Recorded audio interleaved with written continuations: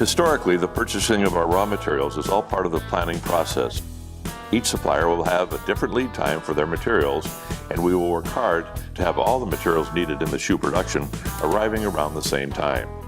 We do stock some of the basic materials needed, such as eyelets, thread, outsoles, midsoles, and linings, with the major component being the leather, which is normally purchased to arrive just before the production is scheduled. Leather shoe upper parts are generally cut with dies by machines.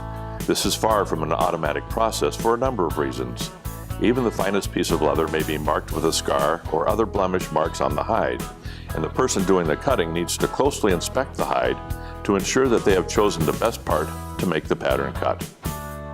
To ensure that the right and left shoe in each pair will match in color, texture, and thickness of leathers, the parts are marked, then sorted into pairs and stamped with identifying numbers. They are then ready for fitting.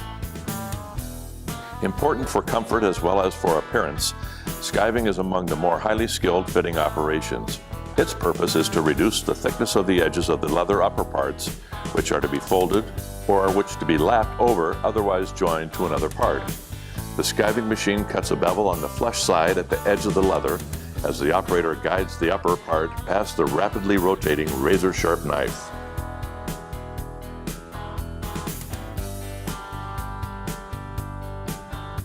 Each shoe manufacturer has a unique way to label their shoes. Here at Thorogood, our labeling consists of the following information: material content, stock number, size, width, case number, date of manufacture, as well as our union logo. The binding process is done to provide a neat, finished top line or other edge. It also helps to ensure comfort and add strength to the overall shoe. Here, the operator begins the process of stitching the many cut parts of the shoe pattern together. This operation is critical to the overall fit of the boot and requires a steady pair of skilled hands, as you can see.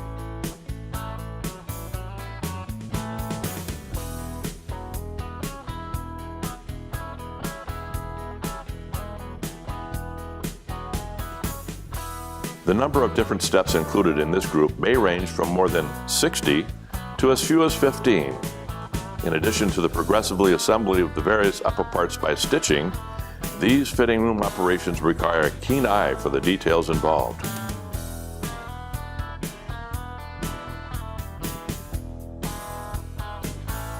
Lasting is a series of forming operations in which the shoe upper and the lining are drawn down tightly to the last over which the shoe is made and then fastened to the insole of the shoe.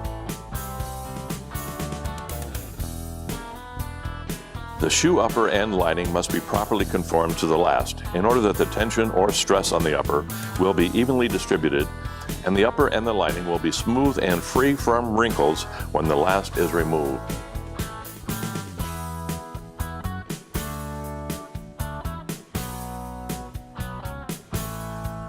After the surplus upper, box toe, and lining materials are trimmed off as one final operation in the lasting sequence, the Goodyear welt shoe is now ready for welting.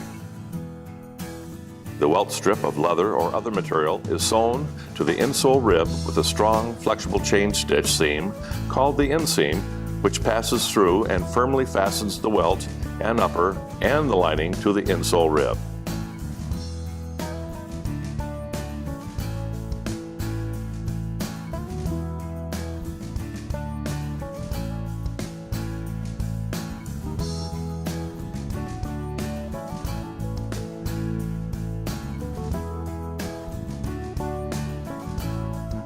A strong tempered steel or fiberglass shank is attached to the insole with a quick setting cement. With the shank in position, the area between the trimmed insole ribs is filled with a ground cork and cement compound to level the shoe bottom. This filler also cushions and helps insulate the foot. The outsole, which was cemented during the stock fitting sequence, is positioned on the shoe bottom and laid on, and then under hydraulic mechanical pressure, it is bonded to the midsole. The assembled welt and outsole are now trimmed and rounded close to the outline desired in the finished shoe, and the shoe is ready for the next operation.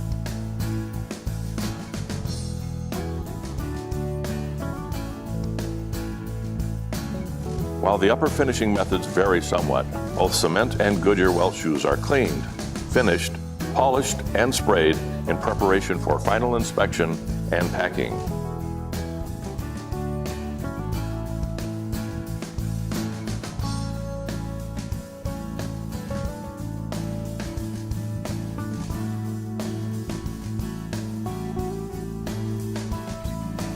As you have seen, this high-quality footwear is efficiently produced by Weinbrenner Shoe Company and is not made by just pushing a button. These shoes are handcrafted by a long series of skilled craftsmen and women.